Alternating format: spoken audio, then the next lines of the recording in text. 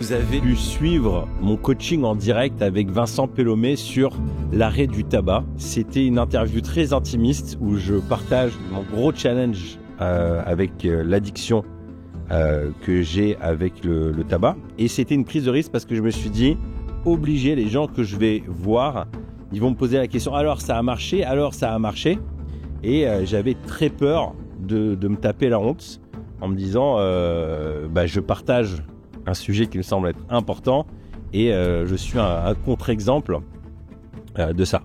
L'interview s'est super bien passée.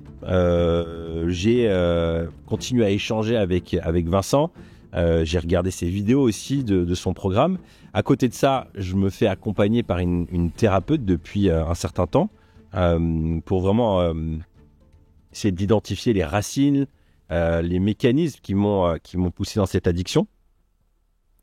Et je voulais faire un petit point d'étape avec vous sur ce sujet qui fait partie des sujets sur lesquels je veux vraiment progresser. La bonne nouvelle, c'est que cet été, j'ai arrêté de fumer. Et ça a été assez miraculeux, pour être très sincère. J'avais différentes versions.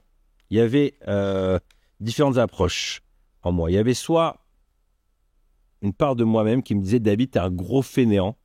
En fait, en réalité, t'arrives pas à te faire violence. Et il faut que tu te fasses violence, tu prennes les choses en main, t'arrêtes un coup et tu manques de volonté. » Et Vincent, il parle beaucoup de ça. Il parle du fait qu'en réalité, l'addiction à la cigarette, c'est un esclavage et que la nicotine, c'est comme un pompier pyromane. Il en parle très bien. C'est-à-dire qu'il va mettre le feu à notre mental, à nos sensations pour ensuite venir passer pour le héros en éteignant le feu. Et l'envie de fumer, elle est omniprésente. En tout cas, chez moi, elle était omniprésente. Et du coup, à chaque fois que j'avais envie de fumer, je ne voyais pas ça comme un feu qui s'allumait. Il utilise cette image, c'est comme une hyène. Et moi, le truc, c'est quand on est embarqué là-dedans, on ne se rend pas compte que c'est une hyène. On a l'impression que c'est cool. On se dit, ah tiens, je vais aller passer un coup de téléphone, je vais aller fumer. Donc, c'est très insidieux. Mais quand on change notre rapport à cette petite voix, et qu'on réalise que c'est une putain de hyène dans notre tête, notre relation change. Et j'avais beau savoir ça ne changeait pas grand-chose. Donc ma foi en la méthode de Vincent, elle était très faible. Je me disais, bon, lui il me disait, passe du temps déjà à écouter mes formations, forme-toi et continue de fumer. Donc c'est ce que j'ai fait. Et à côté de ça, ma thérapeute me disait, le changement émerge de la marge. Et c'est-à-dire créer de la marge en toi, dans ta vie, tu as une vie qui est à 1000 à l'heure, crée de la marge et tu verras, ça ira mieux. Et en ce sens, je me suis donné un défi en début d'année, c'est de passer 2 semaines de vacances tout seul, un peu pour célébrer la fin d'une saison. Pendant 16 ans, j'ai monté cette entreprise, je suis passé de 160 € à plus de 4 millions de chiffre d'affaires avec mon associé Thomas. On est parti avec rien, pas d'études de commerce, rien. On est parti sur le terrain et on a appris, on a un beau parcours. Et je voulais comme clôturer cette saison et me préparer à la prochaine. Du coup, je me suis donné le défi de passer 2 semaines dans un endroit sympa. Donc, j'ai décidé d'aller en Géorgie. Me demandez pas pourquoi, je sais pas. Après avoir exploré le Japon, la Thaïlande, l'Angleterre, je me suis retrouvé en Géorgie. Il y avait un hôtel dans les montagnes à Kazbegi, à la frontière russe. Je m'en suis rendu compte après coup. Dans ces montagnes vraiment incroyables, brutales, quoi. C'est vraiment imposant. Et donc, je me suis retrouvé là-bas, tout seul pendant 2 semaines. Alors, déjà, ce qui était intéressant de voir, c'est que déjà, j'ai eu beaucoup de mal à choisir. J'ai mis 2 mois à prendre une décision de où j'allais aller. J'ai pris conscience à quel point j'avais tellement mis les autres en priorité dans mon chemin, dans mon parcours, que choisir ce que je voulais pour moi-même était compliqué. Et le seul truc qui me motivait, c'est d'être tout seul et de dormir le plus possible. J'ai beaucoup appréhendé ces 2 semaines. Et mon plan à moi, fort de tout le coaching, c'était pendant 2 semaines, tu vas rien faire et tu vas aller tellement bien, tu vas tellement bien dormir que tu vas arrêter de fumer. Ça va se faire naturellement, tu vas pouvoir marcher, avoir une vie saine, ça va être génial. En fait, en réalité, ton problème, c'est que tu as trop de responsabilités, trop de choses, trop d'interactions. Là, en fait, tu vas dormir et ça ira mieux. Sachant qu'avec 4 enfants, c'est très dur de dormir. Moi, ma dernière, elle a 4 ans, mais il y a toujours quelqu'un qui se lève la nuit. Et moi, j'avais associé ça au repos. Et comme en plus, la thérapeute me disait, crée de la marge, tu verras, le changement va émerger, je me suis dit, c'est bon. Déjà, le passage en Géorgie commence mal. J'arrive là-bas avec du retard. Le chauffeur, il n'est pas là. J'attends. J'ai pas mes bagages. Je sors de l'aéroport. Enfin, il y a un gars qui me suit, qui veut le taxi. Je dis non. Il me suit. Je vais retirer de l'argent. La femme de la borne d'échange, en fait, sort tous les billets devant tout le monde. Enfin bon, voilà. Je suis pas à l'aise. Il est minuit, 1h du matin. Le gars me lâche pas. Puis finalement, il me dit ah mais t'inquiète et tout. C'est un truc. Bolt, donc c'est l'équivalent de Uber. Rassure-toi, tout ça. Et je me fais arnaquer, je vous la fais courte, mais je me fais arnaquer parce qu'en fait, en réalité, c'était pas du tout. Il vient avec la voiture, le logo Bolt, mais il me dit t'inquiète pas, c'est l'application et tout ça. En fait, en réalité, c'était un screenshot. Je me rends compte après coup parce que moi, j'ai pas Internet quand j'arrive. En fait, j'avais pas anticipé ça. À peine j'arrive, en l'espace de quelques minutes, et ça me dit vous avez une facture de 60 euros. En gros, et ça coupe directement en Internet. Donc, j'ai pas Internet, mais j'avais regardé avant le prix entre l'aéroport et l'hôtel. Il y en avait pour 7 euros. Et à la fin de ma course, il y en a pour 100 euros. Donc là, je comprends qu'il y a un problème, sauf que j'ai pas Internet. Le gars fait genre, il parle plus la langue. Et là, je comprends qu'en réalité, c'est pas du tout l'application. C'est un screenshot.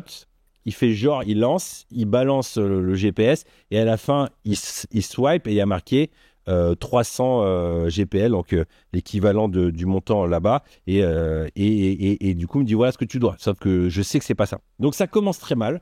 Du coup je suis tendu, je reçois pas ma valise après une semaine, et au bout d'une semaine, voilà, je me dis ok c'est bon, là je vais réussir à me détendre et tout ça. Et pendant ce temps de vacances, je n'ai jamais autant fumé de toute ma vie. Je devais être à 2 paquets et demi. Je les enchaîne mais comme un malade.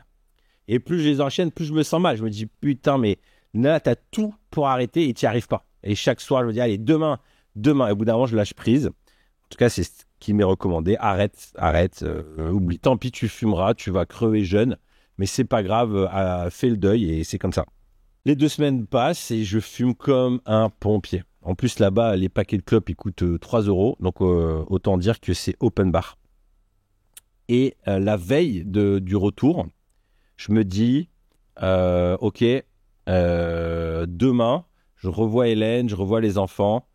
J'aimerais bien ne pas sentir la clope.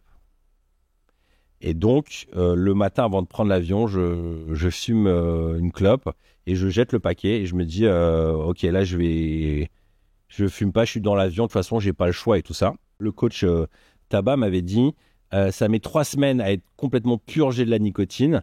La première semaine est compliquée, mais c'est jouable et tu verras, ça va descendre comme ça. Et donc, je prends l'avion. Je décide de pas fumer, mais bon, voilà, de toute façon, il n'y a personne qui fume, l'ambiance ne le permet pas. J'arrive, je suis direct en mode famille.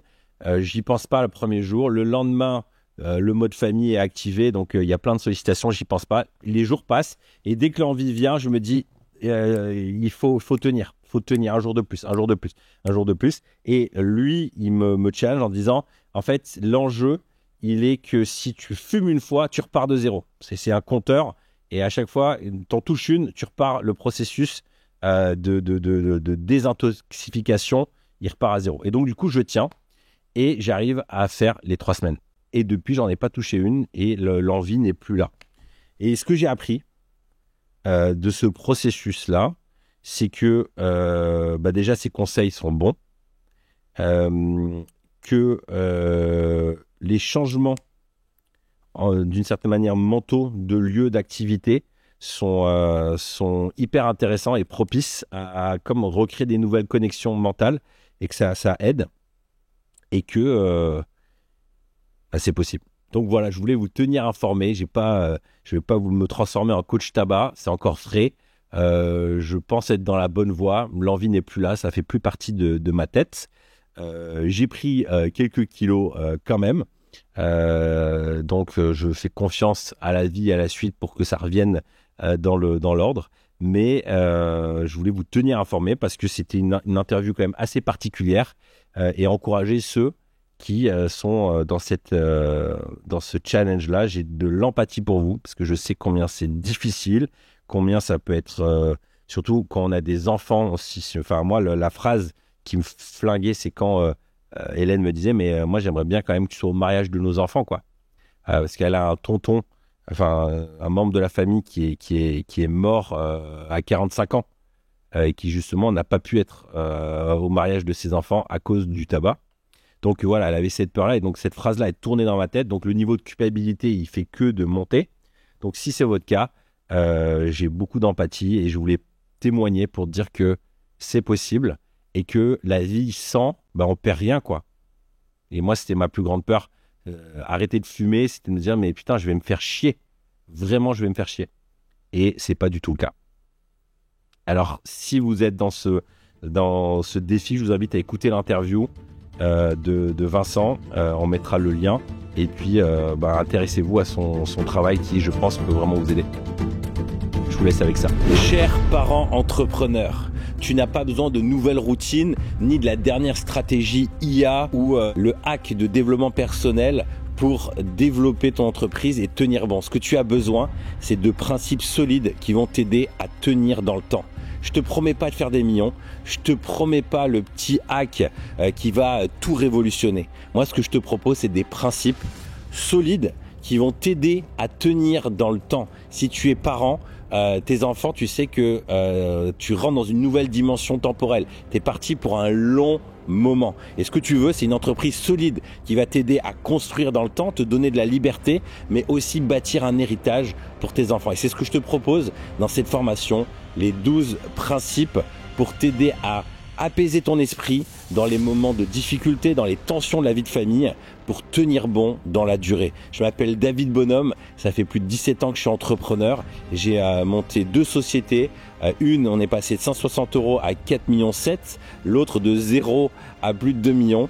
J'ai dans des périodes de pic, géré plus de 60 salariés. Ça fait plus de 15 ans que je suis marié avec Hélène. 4 enfants, des jumeaux et des gars et des filles. Et ce qui m'a aidé à tenir, ce sont des principes solides que j'ai appris d'entrepreneurs qui ont fait des belles carrières ou des millions, par certains des milliards, et qui ont réussi à tenir dans la durée. Et pour moi, ce qui m'intéresse, ce sont leur parcours professionnel, leur parcours personnel et familial. Et je suis allé rencontrer ces gens-là et j'ai adopté leurs principes. J'ai transformé leurs leçons d'expérience en principes que je te partage là pour t'inscrire dans la durée, avoir une entreprise solide au service de ta famille avec des relations fortes qui vont tenir dans le temps.